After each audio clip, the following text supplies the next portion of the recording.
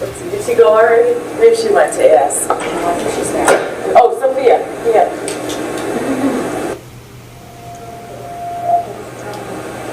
I think it's, let me look. You'll need to know. I'll be right here, Chris. Good morning. Today is Thursday, February 12th. Please stand for the flag salute. I pledge allegiance to the flag of the United States of America and to the republic for which it stands, one nation, under God, indivisible, with liberty and justice for all. Today is a really exciting day that we can hear a real live author speak. Gwyn English Nielsen is the author we'll be hearing from today. She was born in Westfield, and we just found out that she grew up across the street from where I live now. So it's kind of interesting. She remembers the neighborhood, and we found that it was pretty similar. She has a degree in English, education, and theater arts. As many of you know, she does substituting in Scotch Plains in Westfield, so you've seen her as a sub. She teaches music and poetry, and she writes plays and short stories. Most of all, most of her work comes from her being a novel. That's her big job. So I'd like to welcome Ms. Gwyn English Nielsen, and I'd like to thank her in advance for taking the time to speak with our 6th graders today about her novel. Hello, everybody. How are you today? Are you ready for some magic? Yeah. Are you ready to have a magical morning? Yeah. Excellent. As Ms. Wozniak said, I'm an author, illustrator, and I'm also a publisher and a dramatic storyteller. I have a background in theater. So this morning we're going to do 3 things. First of all, I'm going to introduce you to my new book called Serendipity and the Dreamcatcher. I'm going to read from 2 chapters this morning, dramatically in character as Serendipity. Then we're going to talk about how the book was put together, how it was published. And finally, we're going to have you write down some of your nightmares, and I'm going to have an opportunity to interpret them. In other words, I'm going to give you the meanings behind your own nightmares. So, that's where the magic comes in. Okay, since we only have about 40 minutes this morning, I'm going to choose from 2 chapters. The introductory chapter and chapter 4, which includes the nightmare that Serendipity had about fire in her school. This is what the book looks like. It's a paperback, 11 chapters, 174 pages. Okay, as you can see, I am dressed as Serendipity. I'm supposed to be an 11-year-old girl in the 5th grade at Howard Kilburn Elementary School.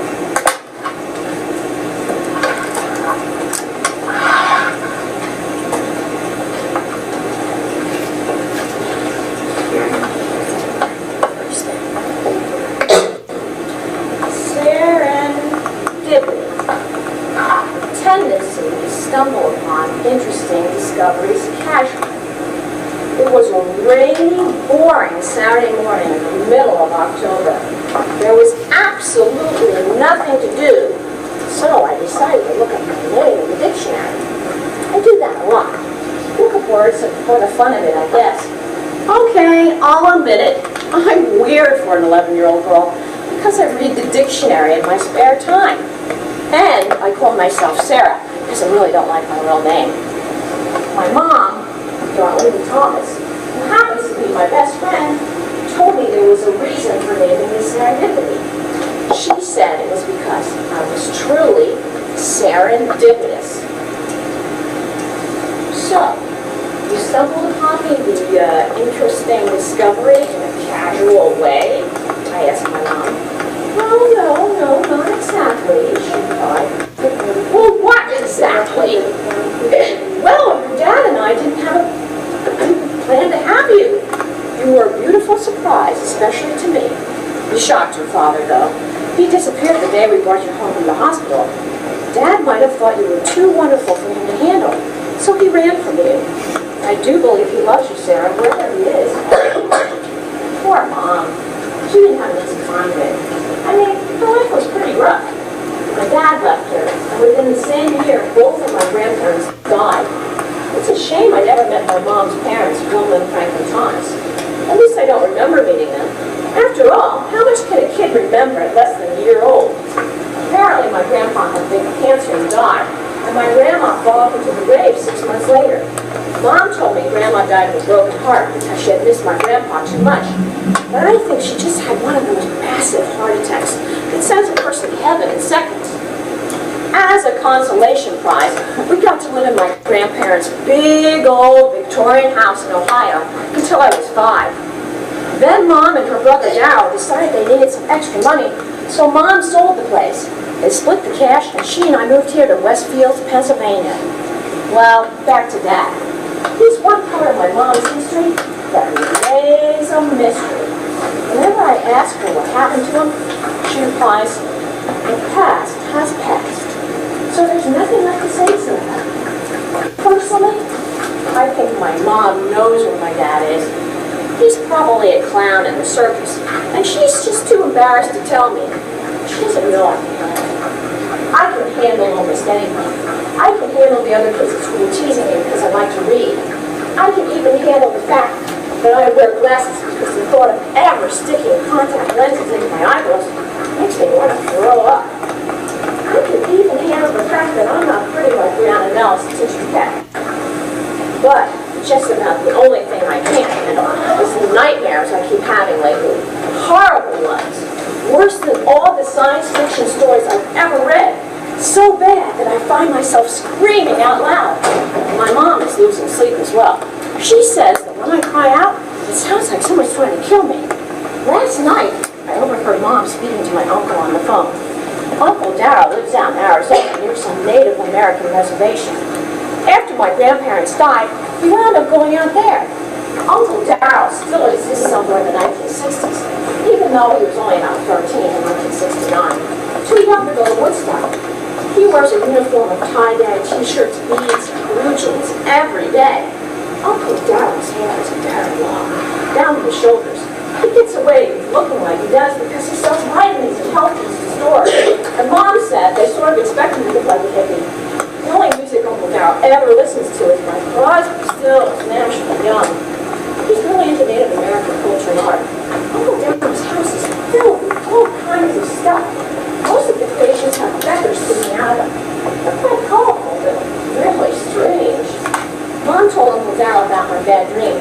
He said that he would send me something that Indians rely on to protect them from evil spirits entering into their dreams. And Mom said it's called a dream catcher.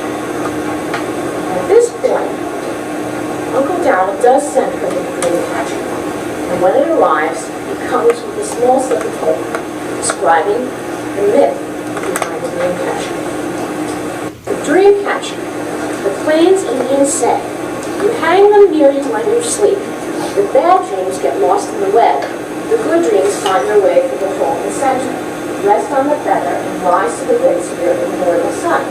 The prayer beads on the dream catcher trap all the bad dreams that are left on the web. The prayer beads then burn them up. Certificate of authenticity, guaranteed Native American. Okay. This is an illustration of the dream catcher that Sera receives from her uncle, right in Arizona. Okay, at this point, I'm going to skip to the 4th chapter. Now, Serendipity goes to school. As I mentioned before, she's in 5th grade. Now, there's a bully in the school. His name is Devin Sharpwell. And he has it in for everybody, including Sera. She just happens to sit next to him in class. So he's always bothering her. He loves to pick on first and second graders in the school. Some of the boys really like that. He's sort of the personification of evil. All right, so in the beginning of the chapter, Sera's at school. She comes home, and eventually she falls asleep. Now, the book is told in 2 points of view. There's the first person point of view and the third person omniscient. Do you know the difference between the two? What's first person? What's first person? Yes. The person, like the third person's like you are the person. Right, so in other words, the narration that I just read to you was written in the first person. In other words, the character speaks directly using I, correct? What about third person? Third person omniscient is what I use when she is dreaming, yes? The right, so in other words, the narrator isn't the character herself, right? The narrator is outside looking in, using he or she, or they, and the omniscient narrator can read into the minds and feelings of the characters. All right, so when you're initially reading the book, even the font differs. This is the first person font. So you see that it's in Times Roman, so to speak. When she starts to dream, even the font changes so that you are not confused as to where she is. She leaves reality at this point and she's within her dream world. How many people dream in third person as opposed to first person? In other words, do you see yourself in the dream? Okay, so do I. And that's why all her dreams